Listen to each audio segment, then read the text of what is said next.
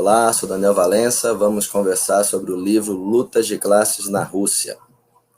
Guardar só um pouquinho as pessoas entrarem online e começamos.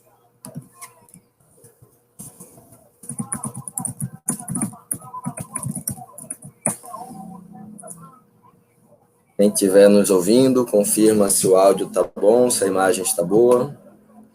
Nós vamos debater este pequeno e importante livro, Lutas de Classe na Rússia, editado pela Boitempo. Grande Rômulo, nosso companheiro do Cinti de Mossoró, nossa liderança. Tá ok, né? O som, a imagem. Vamos aguardar só um minutinho, gente, que é o tempo que o pessoal entra e nós começaremos, certo?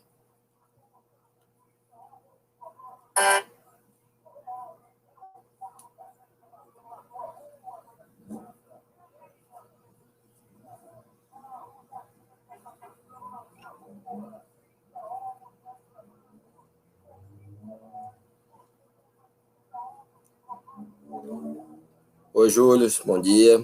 Já já a gente começa. Esperar só um minutinho, que é o tempo que o pessoal vai entrando. Estou aqui também divulgando em alguns espaços.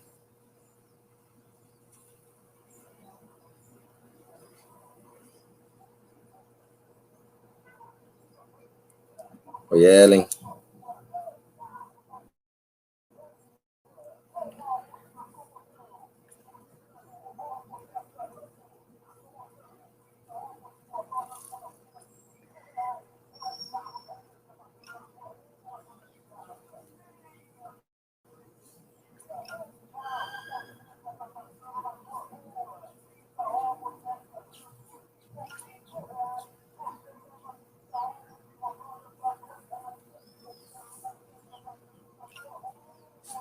Bom dia, Irilânia.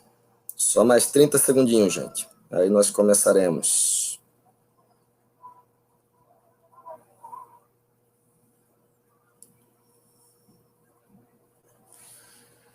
Vamos lá. Bom dia a todos e todas. Como eu estava falando no início, a ideia hoje é a gente fazer uma falinha breve, já são 11h40, né? Sobre este livro aqui, Lutas de Classe na Rússia, que reúne escritos de Marx e Engels em um período entre 1875 e 1894. Esse livro foi publicado pela Boitempo.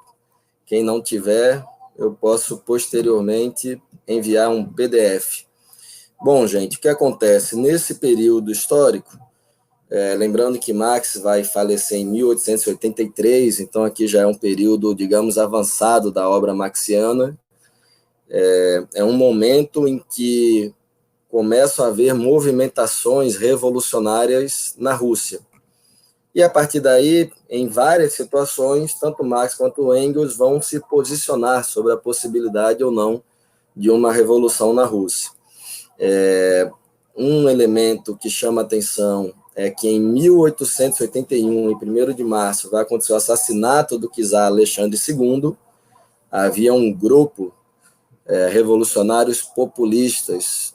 Eles acreditavam que o campesinato seria o motor da revolução e que seria a partir de grandes atividades terroristas que seria possível superar a opressão czarista e, enfim, aquela realidade russa. Bom lembrar que até 1881, na Rússia, ainda vigoravam relações sociais de produção feudais. Então, este grupo acreditava que era a partir do terrorismo que seria possível superar aquela ordem. E, realmente, a partir de uma ação terrorista, eles matam o czar Alexandre II, em 1º de março de 1871, porém, logo após, o czarismo, por óbvio, se mantém, né, se passa o poder por linhagem, e o que acontece no período posterior é o desmantelamento dessa organização política, o assassinato ou, enfim, a extradição de vários dos revolucionários envolvidos. E aí, os que restaram, que se mantêm em atividade revolucionária, começam a flertar, ou então vão para o marxismo, né? Enfim, e aí o cume dessa obra é uma troca de carta entre a revolucionária a Vera com o Marx, sobre a possibilidade ou não de revolução na Rússia. Bom, mas antes disso, o livro ele se organiza, né, ele se divide em 5 momentos. Um primeiro momento é uma brochura chamada Literatura de Refugiados, é escrita por Engels, em que ele está polemizando com Piotr Tatkov, desculpem o russo, não é o meu idioma predileto.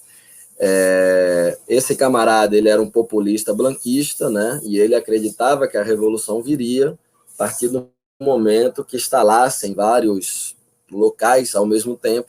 Isso daí levaria o povo russo, um povo revolucionário por natureza, a vencer a revolução. E Engels vai responder a este revolucionário dizendo que, olha, a revolução está perto de acontecer, é verdade, mas não vai ser a partir enfim, de ideias ingênuas, idealistas, né? Enfim, não realistas, que resolverá-se uma revolução. O segundo momento da obra é uma carta escrita por Marx em 1877, a redação do jornal Notas Patrióticas. Nessa carta vai haver uma certa mudança, ou talvez um esclarecimento sobre a perspectiva do método materialista histórico dialético em relação a países de forças produtivas não desenvolvidas. O terceiro momento da obra são essas correspondências entre o Marx e a Vera Zazulitz, que essas correspondências datam de 1881. O quarto é o prefácio à edição russa do Manifesto Comunista, edição esta publicada em 1882, em que Marx e Engels vão problematizar essa atuação dos populistas, que eram denominados de narodniks, e a possibilidade de construção do comunismo a partir das comunas russas. E, por fim, tem um pós-fácil, uma brochura de 1894, escrita por Engels. Enfim, eu vou tentar, então, abordar rapidamente elas e, logo após, a gente segue aqui para os comentários. Tudo bem? Pois é, Fabinha, dá para ouvir o carro do ovo aqui embaixo, dá para ouvir muito mais coisas, porque estamos em um andar razoavelmente alto, então o som sobe, e para completar, o teto está meio quebrado, então, vez por outra, talvez surjam alguns barulhos de martelos, uma emergência que tivemos aqui em casa, mas, se não der para ouvir, vocês me avisem que eu retomo, certo? Bom, então vamos lá. O que acontece?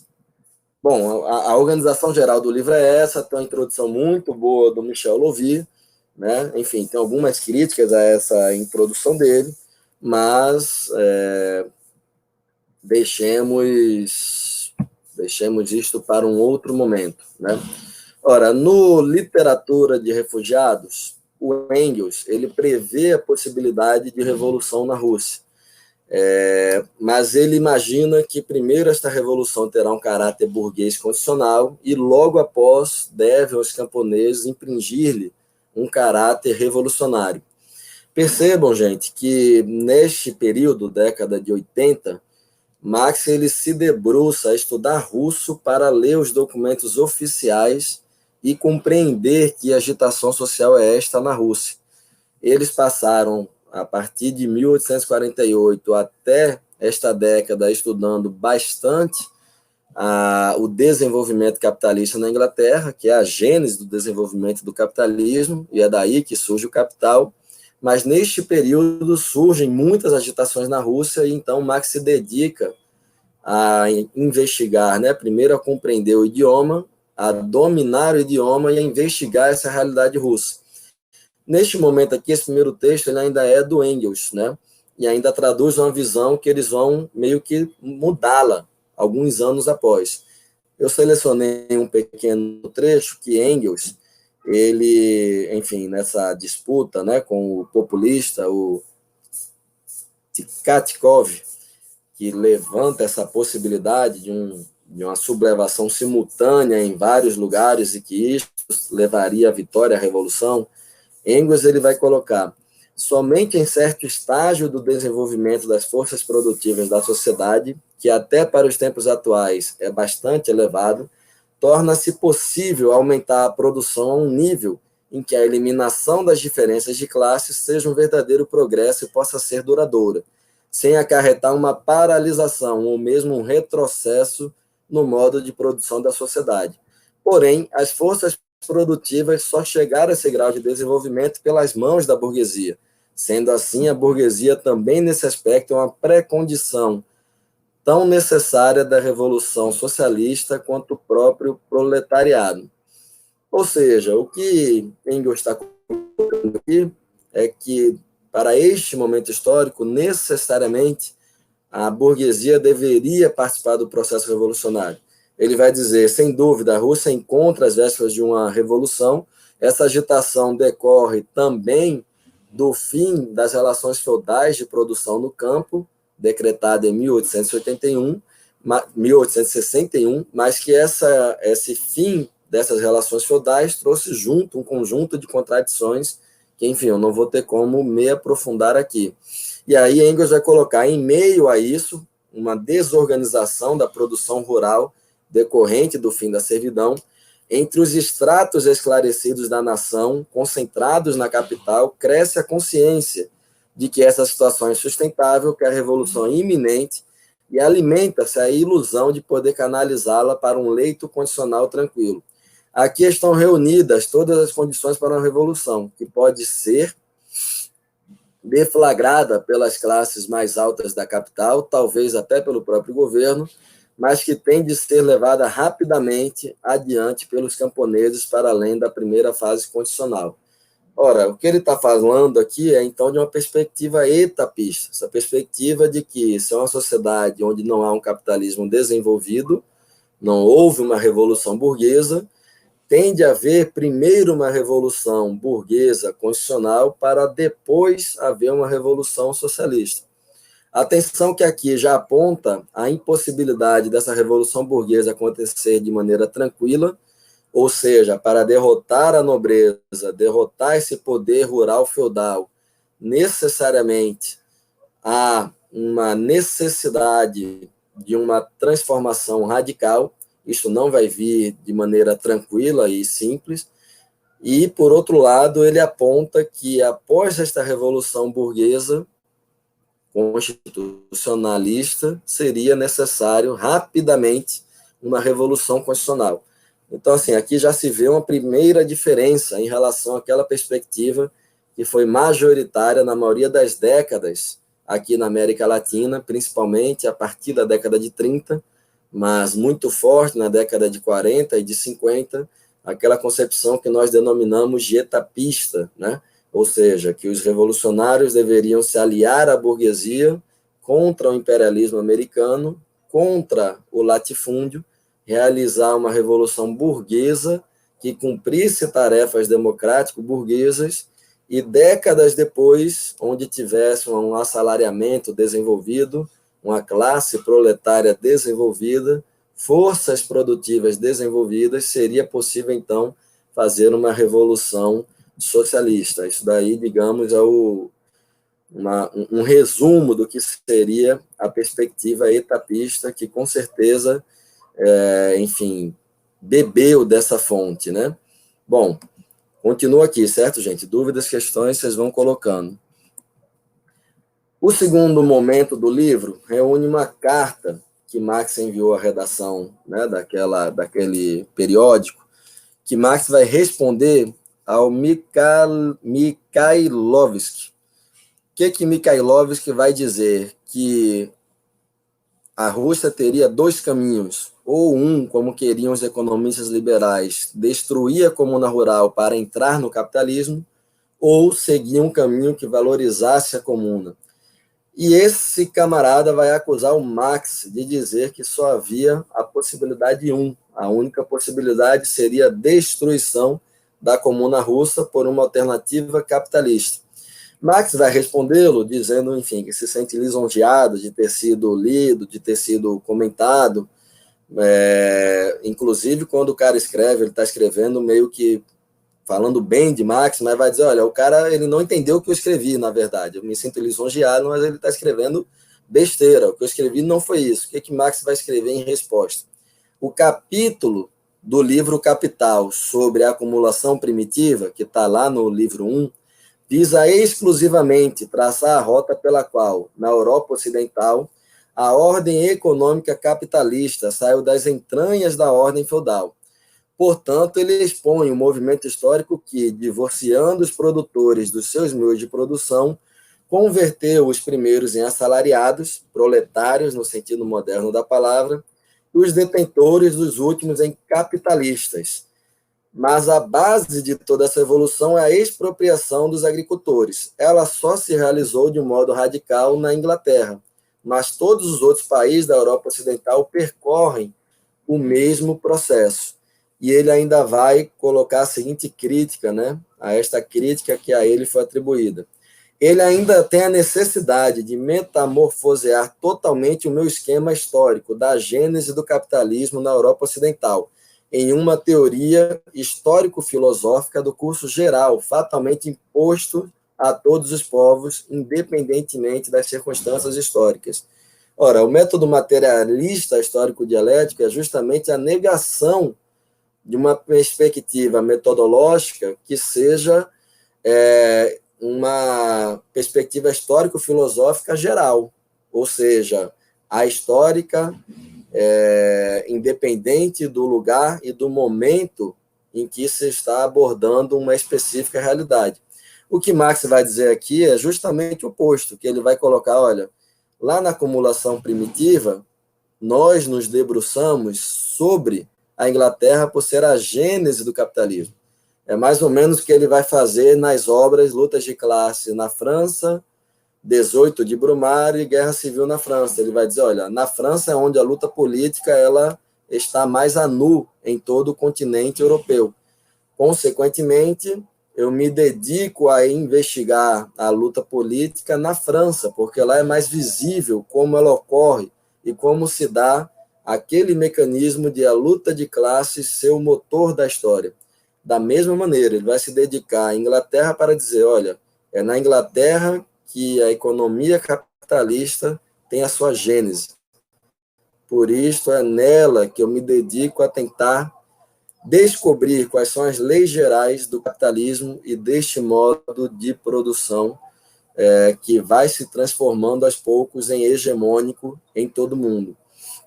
Então, ele está dizendo que, na verdade, formas políticas e formas econômicas, elas são históricas, ao contrário do que defendiam e do que defendem vários dos intelectuais, enfim, o senso comum, né? A gente pensa que o capitalismo, a nossa realidade, essa forma política que nós temos, ela sempre foi e sempre será assim.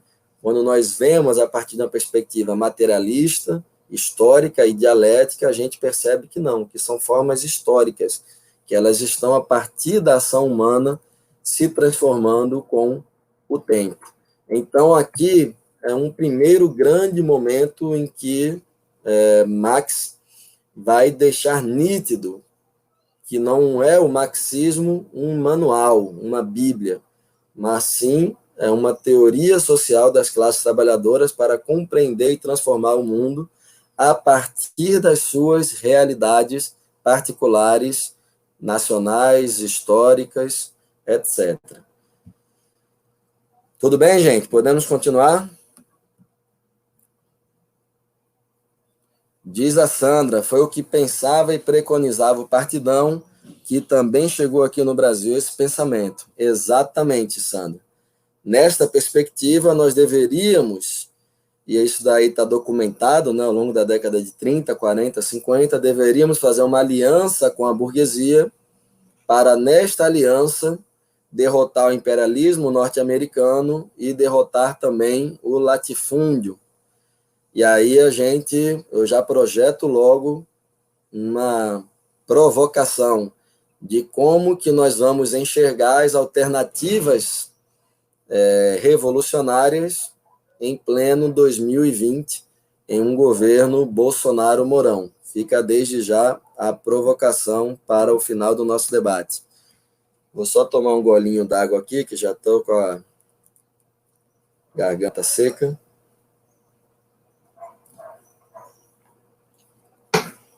Bom, vamos lá.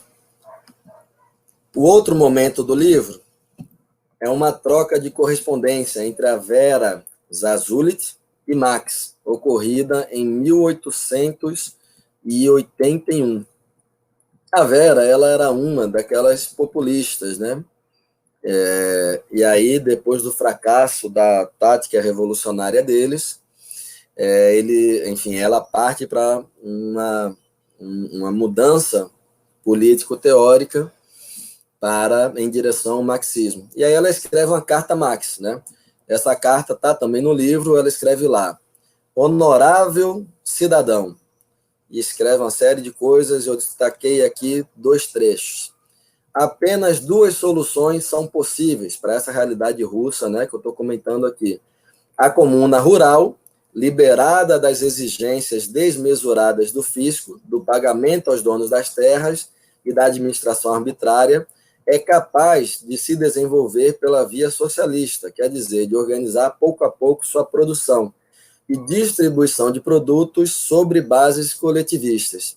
Nesse caso, o socialista revolucionário deve envidar todos os seus esforços em prol da libertação da comuna e de seu desenvolvimento.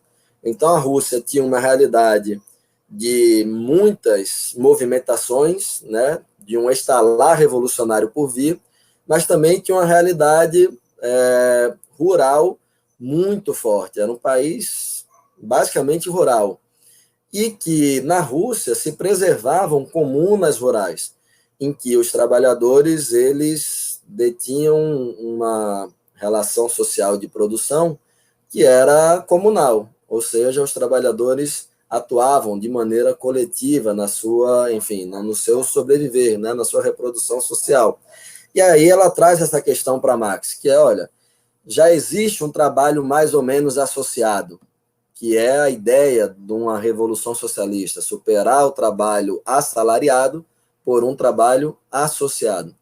E ela vai colocar, então tem 2 caminhos, né? Um caminho é nós fortalecermos esta organização comunitária, comunal, e aí nós vamos colocar todos os nossos esforços enquanto revolucionários para libertar estas comunas, mas se não for este o caminho, se o caminho for o outro, se a comuna estiver destinada a perecer, como está lá no seu livro Capital, a perecer, como está lá no Capital, ao socialista, como tal, não vai restar outra coisa senão dedicar-se a cálculos mais ou menos mal fundamentados para descobrir em quantas dezenas de anos a terra do camponês russo passará de suas mãos para as mãos da burguesia e em quantas centenas de anos, talvez, o capitalismo atingirá na Rússia um desenvolvimento comparável da Europa Ocidental. Os socialistas deverão, então, fazer a propaganda apenas entre os trabalhadores das cidades, que, por sua vez, serão continuamente inundadas por massas de camponeses, a ser lançada em seus paralelepípedos em busca de salário, como consequência da dissolução da comuna. Ora, ela estava querendo, na verdade, uma receita de bolo, né, Max? Para a gente fazer a revolução, que diabo a gente faz? E aí ela coloca que tem esses 2 grandes caminhos. Ou o sujeito revolucionário é o campesinato, e a forma básica de produção social é a comuna, então vamos organizar esse pessoal, ou a revolução vai vir a partir da burguesia do proletariado, que deverá surgir em função desta burguesia, vamos então dedicar-nos a dezenas de anos, centenas, com esta outra via, né? Marx, então, lhe faz 4 esboços de resposta para Vera. Isso daí são cartas, né? Então, assim, a gente está lendo um livro que são escritos respostas em mídias, né? em periódicos, e também cartas que Marx trocou com a Vera. E aí ele produz 4 esboços, os esboços estão aqui no livro.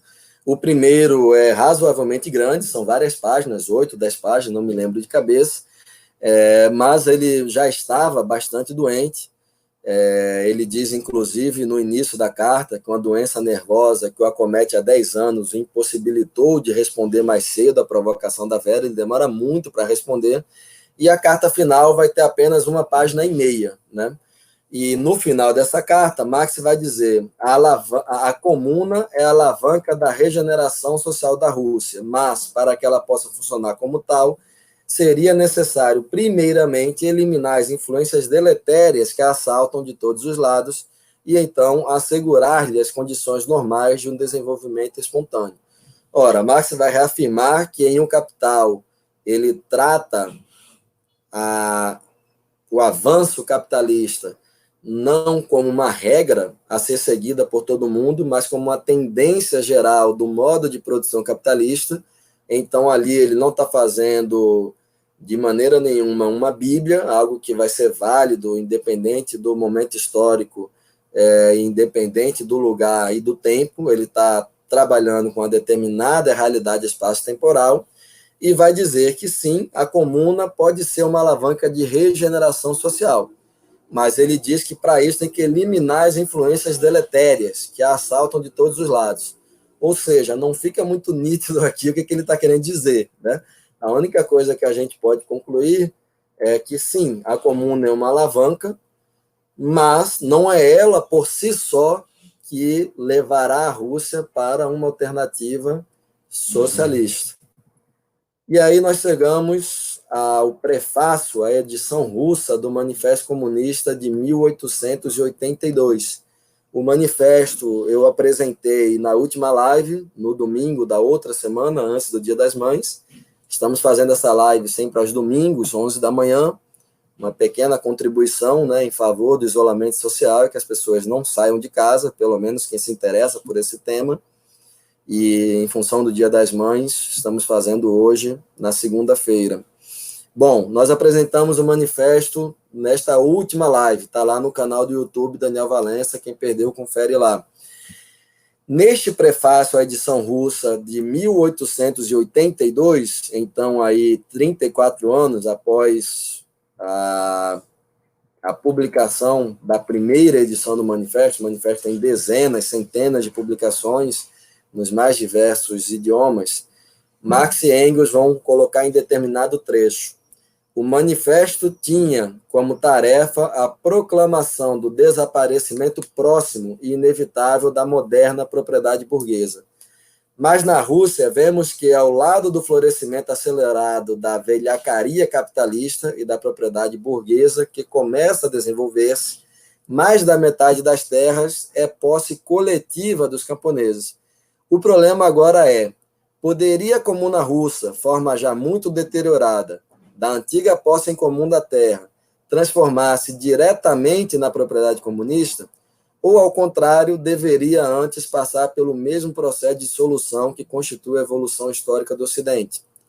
E respondem eles: hoje em dia, a única resposta possível é a seguinte: se a Revolução Russa constituísse no sinal para a Revolução Proletária no Ocidente, de modo que uma complementa a outra, a atual propriedade comum da terra na Rússia poderá servir de ponto de partida para uma evolução comunista. Tudo bem, gente?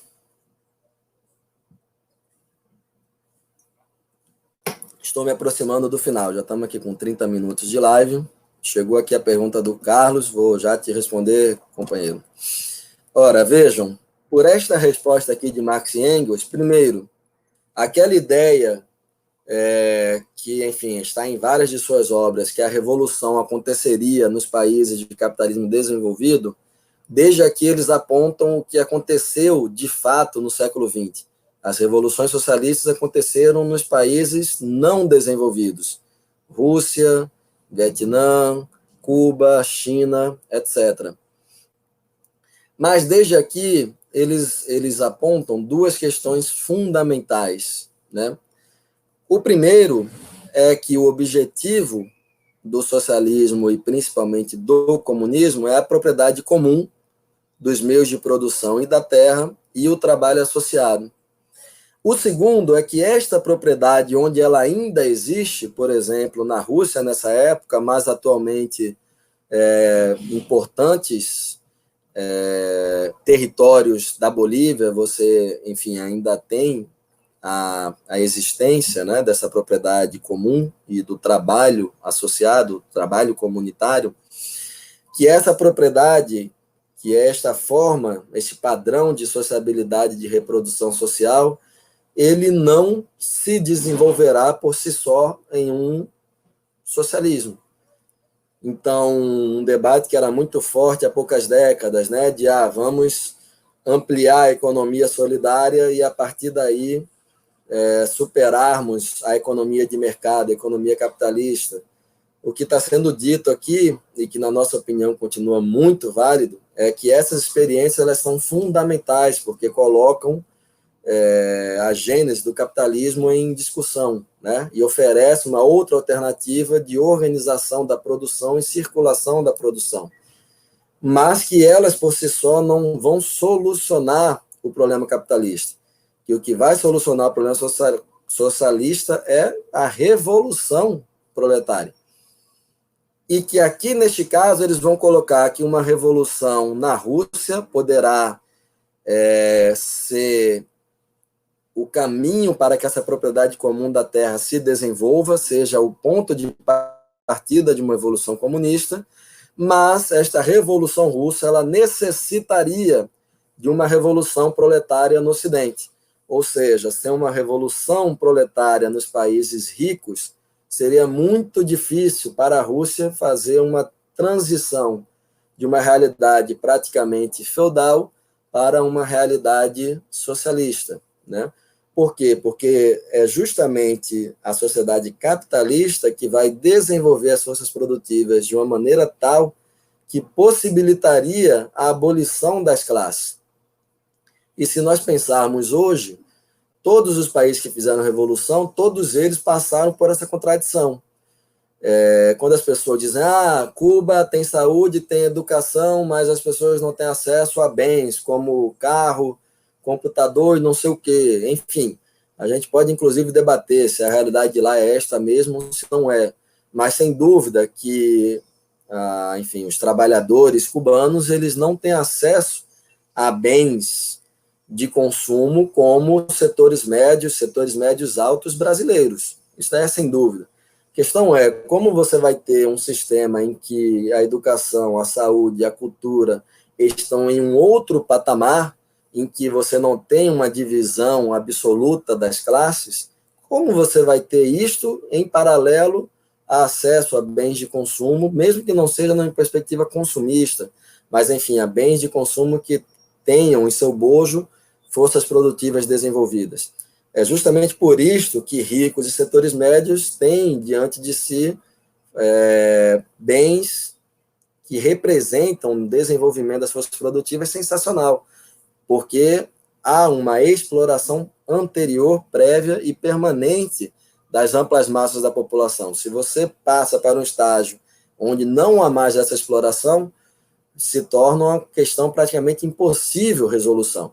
E aí, por exemplo, a alternativa chinesa, desde a década de 70, especialmente, de incentivar o desenvolvimento das forças produtivas, mesmo que com isto surja no interior do país uma desigualdade de classe que não, enfim, que não estava tão dada como no período anterior da Revolução, né?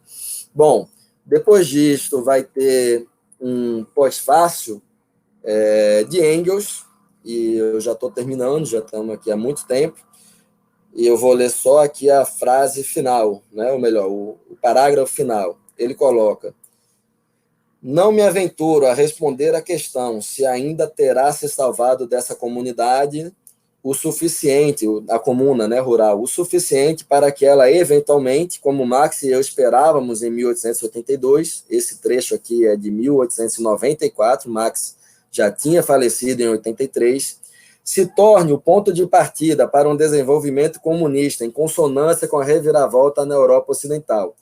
Porém, isto é certo, para que ainda se conserve um resquício dessa comunidade, a primeira condição é a derrubada do despotismo czarista, a revolução na Rússia. Esta não só arrancará a grande massa dessa nação, os camponeses, do isolamento em seus povoados, que constituem seu mundo, e a conduzirá ao grande palco, onde conhecerá o mundo exterior, e desse modo a si própria, a sua própria situação e os meios para salvá-la da presente penúria.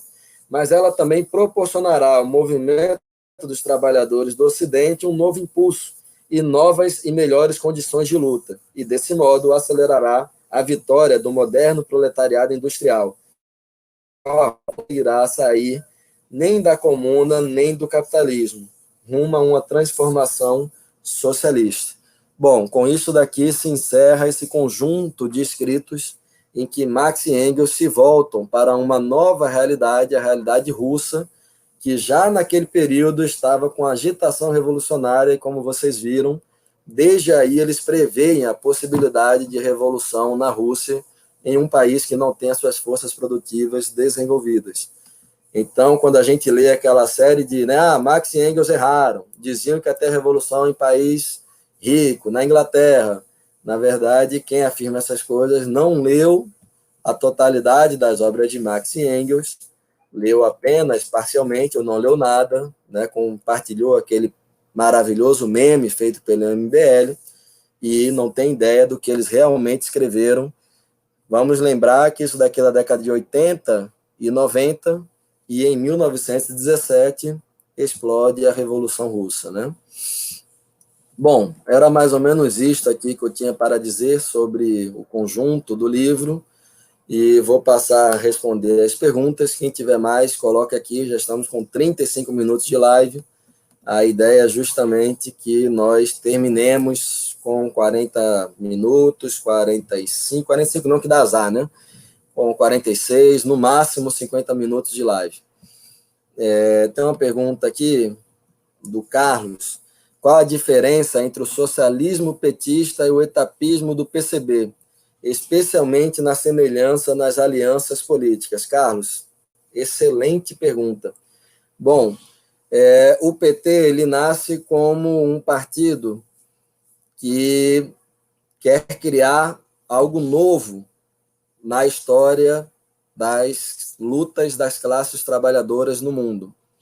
Então, o PT ele nasce reivindicando o socialismo, mas ele, por exemplo, não reivindica o burocratismo e não reivindica a ideia de partido único.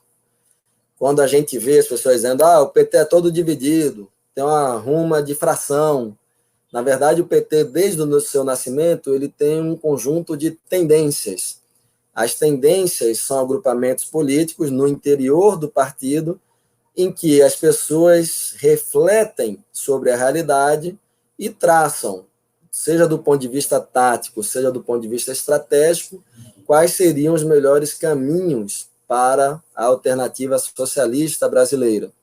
Na verdade, a partir da década de 90, algumas tendências abandonam, pelo menos do ponto de vista real, material, abandonam a perspectiva socialista. Elas vão continuar dizendo-se socialistas, mas é uma palavra, enfim, é uma palavra solta, não é uma palavra de ordem, que traz consequências no mundo real da luta política, Mas voltando para a década de 80. Então, o PT nasce trazendo uma série de camadas das classes trabalhadoras, o operariado do ABC paulista, o funcionalismo público, o campesinato, estava surgindo o MST, isso tudo é fruto de uma mesma, militância política, a MST, a CUT e o PT, os artistas, setores progressistas da Igreja Católica, e essas pessoas e esses grupos têm visões muito diferentes sobre o que fazer. A visão que os unifica é fundamental para o país ter um partido que seja a grande representação das classes trabalhadoras no país, que tenha enraizamento nas mais diversas categorias, nos mais diversos rincões do país. E é por isso que se somam essas inúmeras tendências para formar o Partido dos Trabalhadores e formam uma só organização social, que é o PT. O que vai dizer esse socialismo petista? Vai dizer que, olha, nós não queremos nem ditadura, nem capitalismo, nós queremos socialismo democrático. Agora, se é socialismo, é um projeto político das classes trabalhadoras. Ou seja, o PT ele surge para proporcionar aos trabalhadores um projeto político autônomo da classe trabalhadora.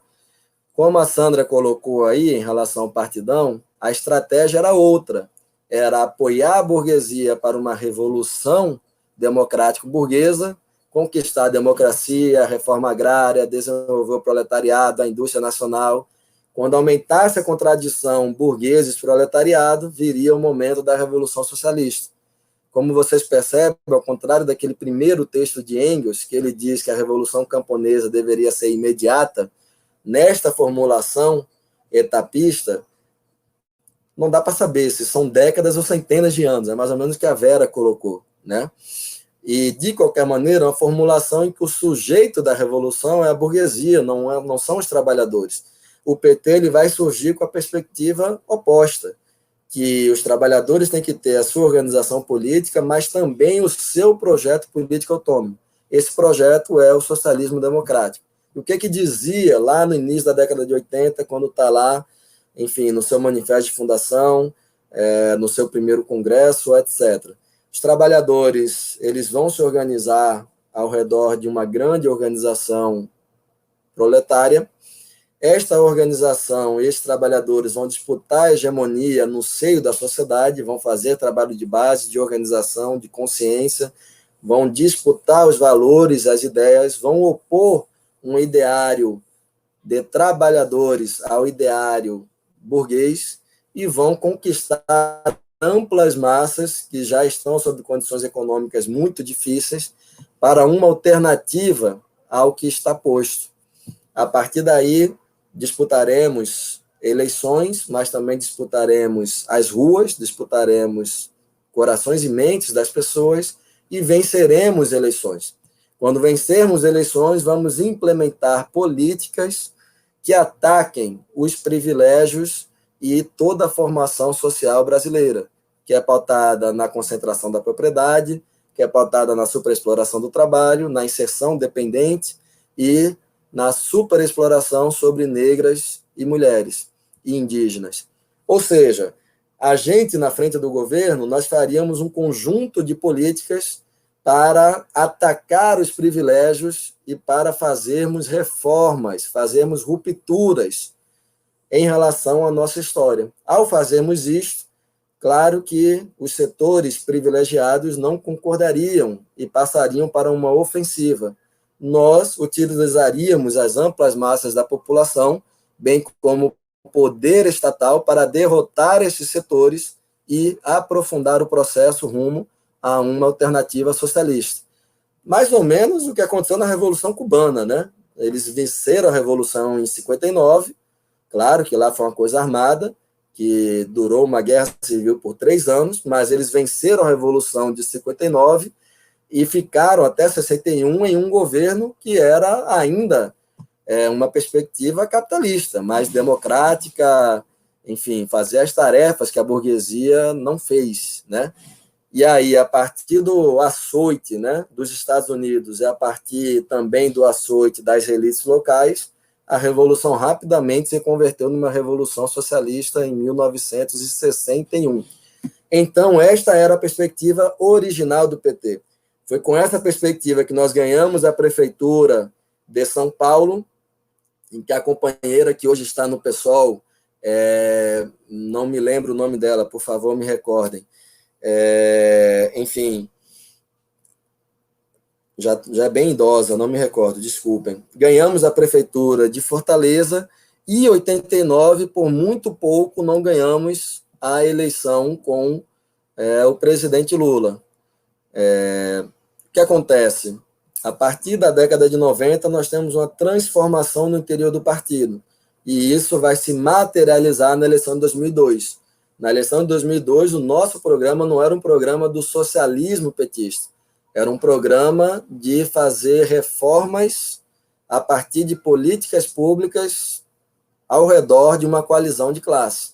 Então, nós tivemos um governo que se iniciou em 2003, que era um governo de coalizão entre trabalhadores e o patronato, né? Tanto que o Zé Alencar era o vice-presidente. E se nós pegarmos de 2003 para cá, nós não fizemos reforma agrária, nós não democratizamos os meios de comunicação, nós não democratizamos, não mexemos nos bancos, nós não mexemos no poder político, não fizemos uma reforma política, não mexemos nas Forças Armadas nem nas polícias, tanto que está aí o governo atual, um governo de militares e de milicianos. Enfim, nós não fizemos nenhuma das reformas estruturais, justamente porque o pressuposto estratégico era transformar o país sem promover rupturas, sem promover conflitos. E é por isso também que todas as nossas energias se deslocaram para o interior do governo, porque era a partir das políticas públicas que nós transformaríamos as coisas, e nós perdemos a nossa organização no meio da sociedade civil e demos passo para a extrema-direita tomá-la de nós, né? Quando as pessoas dizem, o grande erro de Lula foi não ter feito a reforma política, foi não ter democratizado a mídia. Na verdade, isso daí decorre de uma estratégia política que a maioria do partido tomou. A estratégia de transformar o país por políticas públicas ao longo de décadas sem conflitos. E aí, se nós pegarmos todo esse debate, pegarmos a discussão do partidão e tudo que aconteceu no século passado, nós vamos chegar à conclusão de que não há alternativa para trabalhadores e trabalhadoras no Brasil e na América Latina que seja a partir de uma aliança com as suas burguesias locais, porque as burguesias locais elas estão intimamente vinculadas às agrárias e estão intimamente vinculadas ao capital internacional. Elas cumprem esse papel de ser a classe auxiliar, a classe que provém o grande capital internacional de grandes lucros a partir do envio das divisas, mas também detém uma condição de vida infinitamente superior à nossa. Quem não viu, eu coloquei aqui na página essa semana, em Belém, as pessoas, enfim, trabalhadoras domésticas estão sendo consideradas como trabalho essencial, e, ao mesmo tempo, os ricos de Belém estão tendo acesso à UTI aérea para não ter risco de se contaminar. Então é isso, é uma elite que sobrevive às custas da superexploração da força de trabalho brasileira. E é por isso que eles aprovaram a reforma trabalhista, da Previdência, tudo isto desde que deram um golpe de Estado, né? Daí, tira a consequência da provocação que eu fiz inicialmente. Não há saída para nós a não ser recuperar um projeto político dos trabalhadores. E é por isso que nós, da articulação de esquerda, não defendemos aliança em eleições, nem com o PSDB, nem com o PMDB, nem com o DEM, nem com nenhum desses setores que participaram do golpe, participaram da aprovação da reforma da Previdência, participaram da aprovação da reforma trabalhista e estão, neste momento, sustentando o governo. Porque, vejam, são eles que sustentam o governo. Nós temos pouquíssimos votos no Congresso. Era para eles derrubarem o governo, mas eles sustentam. Mandetta é do DEM, estava no governo até 3 semanas atrás. PSDB tem membro no governo. Para quem não lembra, o algoz da reforma trabalhista, aquele indivíduo daqui do Rio Grande do Norte, ele está no governo. Aquele deputado que nós, na urna, mandamos de volta para casa. Este governo ressuscitou. Ele continua no governo e é do PSDB. E é por tudo isso que nós achamos horrível, equivocadíssimo, que o 1º de maio tenha levado Fernando Henrique Cia para o nosso palanque, porque isso daí, ao invés de ajudar a conquistar corações e mentes, ajudar a polarizar o país entre, de um lado, trabalhadores que querem o bem-estar de todos e todas, a saúde, a vida, e, de outro lado, os neoliberais, os fascistas, todos esses que têm muitas divergências entre si, mas para manter a agenda econômica de retirada de direitos, eles sempre votam juntos. Na nossa opinião, esta tática ela está equivocadíssima.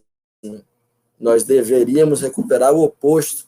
Temos uma frente ampla entre Frente Brasil Popular, Frente Povo Sem Medo, movimentos sem terra, sem teto, ONGs, movimento de mulheres, indígenas, quilombolas, trabalhadores, servidores, defendendo uma proposta de trabalhadores. Falei demais, já estamos chegando nos 50 minutos, vou só ler aqui os últimos comentários para passarmos, enfim, para o encerramento, certo? Está na hora já. Todo mundo tem que almoçar e por aí vai.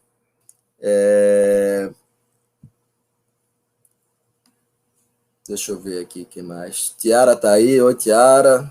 Oi, Antônio. A família toda reunida, a família revolucionária de luta. Deixa eu ver se tem mais algum comentário. Sandra, é exatamente isso. O primeiro partido organizado pelos próprios trabalhadores, inclusive profissionais autônomos. Na época, dentistas e muitos outros, como médicos da área do trabalho. Em 89, votei no Lula. Eu não votei. Eu só votei em 2002, ou melhor, 98. Mas, sem dúvida alguma, é esta aí a trajetória. Se a gente pegar, né, a Sandra colocou a questão da saúde, quem defendeu e formulou, enfim, a reforma sanitária, o SUS e tal, na esfera política, né, na esfera do Estado, foi o PT. Era uma coisa que na esfera da sociedade civil estava com muita força, amplas categorias da saúde participando, e quem traduz isso para a esfera política, né, para a esfera estatal, é o PT, né? Enfim, vamos ver se tem mais algum comentário. Mário Taqueia, Thelma de Souza foi a prefeita de Santos, Luísa Erundina, prefeita de São Paulo entre 89 e 92. Muito obrigado, professor Mário. E ainda teve a de Fortaleza, que eu também não continuo sem conseguir lembrar. Mas tivemos prefeituras importantíssimas nesse período e que tiveram, enfim, o problema de como governar. Nessa época não tínhamos internet, não tínhamos outros meios que talvez quebrassem um pouco o oligopólio da mídia, como governar contra tudo e todos, né? E, enfim, mesmo assim tivemos experiências fantásticas, né? Se a gente pegar a Erundina, ela tinha uma Marilena Chauí como secretária, ela tinha um Paulo Freire como secretário da Educação, enfim, várias das melhores e mais importantes experiências de governos que nós tivemos foram esses da década de 80 e início da de 90, né? Tem também Porto Alegre, que fez um orçamento participativo que revolucionou a capital e o estado, enfim, que por outros motivos que não vai dar para entrar aqui, nós perdemos e até hoje não nos reerguemos mais por lá, né? Sandra, seria repetir a mesma tentativa de coalizão que o governo tentou sem luta. Essa alternativa que você propõe passa por luta. Não sei se existe essa força e consciência da esquerda. Sem dúvida, Sandra, que não existe. Veja, nós estamos num momento extremamente minoritários. Extremamente.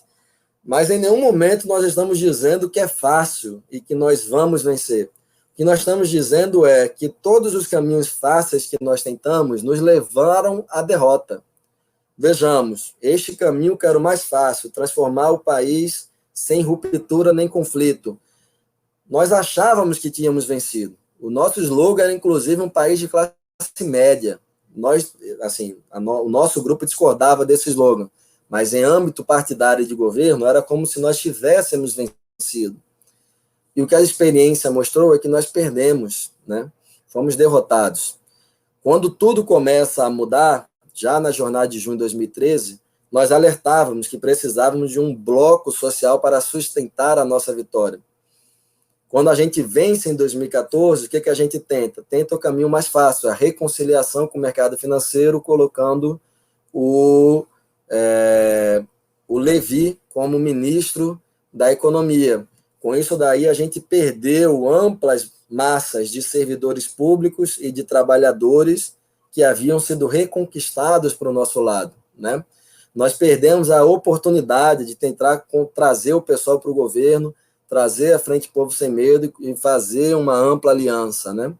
Nós perdemos a oportunidade de tentar fazer algumas reformas estruturais que nos dessem mais força nesse enfrentamento.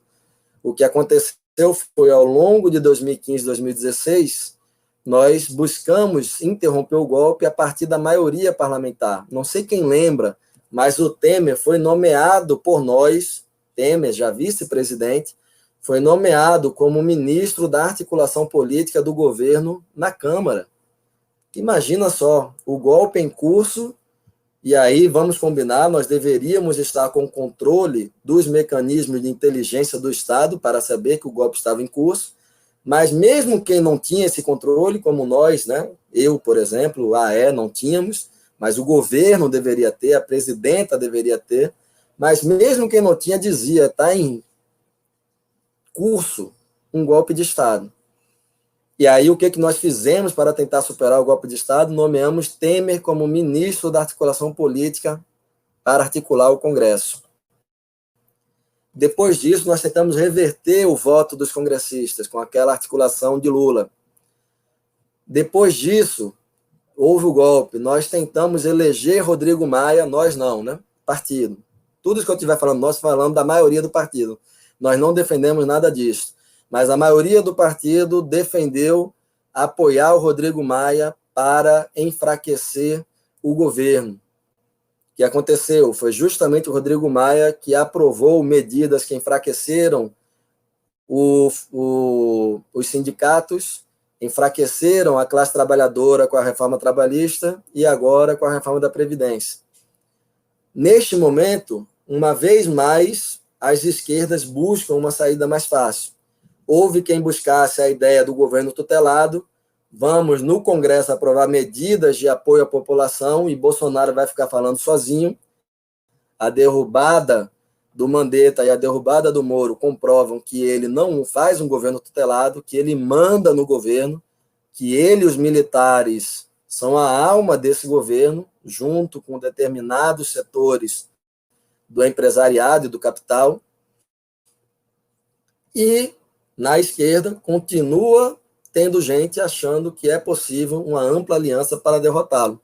E aí eu insisto, um processo de impeachment vai ter que ter o voto de todo mundo contra eles. Vai, e é claro que nós, DEM, PSDB, torço eu que todo mundo vote pelo impeachment. Mas uma coisa é votarmos juntos em determinado momento.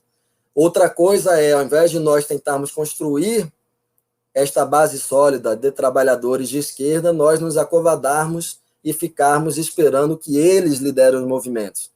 Que, no final das contas, é isso que está acontecendo. Se eu perguntar para vocês quantos pedidos de impeachment o PT impetrou até o presente momento? Nenhum. Quantos pedidos para que o TSE julgue a cassação da chapa, que tem lá uma ação em que Bolsonaro e Mourão são acusados de fazer uso de verba empresarial para enviar mensagens em massa e ainda por cima fake news, ou seja, são 2 crimes numa ação só. Não tem. Então é isso. Nós temos que ter a clareza de que em um momento de revolução, se nós imaginarmos a Revolução de Fevereiro na Rússia, essa revolução ela foi feita com os setores da burguesia russa. Agora, os trabalhadores não estavam a reboque desse pessoal. Os trabalhadores estavam construindo uma alternativa e, em determinado momento, os bolcheviques derrotam os mencheviques e impõem uma revolução de trabalhadores. Aí vocês vão perguntar, mas Daniel, você acha que há chance de ter uma revolução de trabalhadores em 2020, 2021? Não tenho a menor ideia. A única coisa que a gente pode ter a certeza é, necessariamente, o estudo da história do século 20 e 21 nos levam a crer que todas essas alternativas, etapismo, governo de coalizão, elas nos levarão ao fracasso. É impossível vencê-las. Ao mesmo tempo, a história nos leva a crer que todo período de crise é o período onde as pessoas, em função do desespero das suas condições reais de sobrevivência, estão mais abertas a enxergar algo além do que é visível aos seus olhos.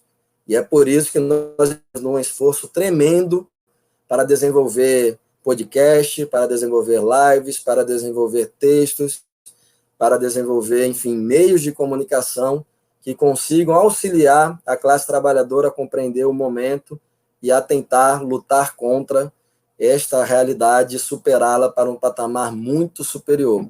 E é por isso também que nós estamos trazendo majoritariamente livros de Marx e Engels para este momento aqui. É isso, gente. Eu vou terminando por aqui. Já estamos com 1 hora. Esse livro eu tenho o PDF. Quem tiver interesse, eu posso enviar depois. Fala comigo em inbox. Fabinha está me lembrando. Maria Luísa Fontenelle, exatamente. Eu estava confundindo com o nome da nossa companheira que debate dívida pública. E aí, para não incorrer em erro, eu preferi não arriscar. Sandra coloca, verdade, Daniel, outro erro foi não punir na Comissão da Verdade os crimes e mortes da ditadura militar. Eu digo mais, o nosso governo promover, os caras que hoje estão no governo, esses caras foram promovidos no nosso governo. Foram para a missão no Haiti, enfim, é inadmissível, inacreditável que nosso povo que lutou contra a ditadura, que pegou em arma, tenha, enfim, abandonado a teoria da história, enfim, abandonado uma visão de luta de classe e ter caído nesse equívoco como caímos. É isso. Obrigado a todos e todas que aqui nos acompanharam. Amanhã, ainda não fechamos o horário, 8 da noite, vamos fazer uma outra live daquela, convocando, estamos para fechar esta agenda. Sexta-feira, novamente, e no próximo domingo, 11 horas, vamos trazer aqui mais a apresentação de algum outro livro. Quem quiser ver as outras lives, estão lá no canal Daniel Valença, no YouTube. E é isso. Muito obrigado, companheirada. Boa segunda-feira, boa semana, fora Mourão, seu governo e suas políticas. Uma alternativa de trabalhadores e trabalhadoras para construir um país realmente soberano e que as pessoas tenham direito à dignidade e à vida. Forte abraço.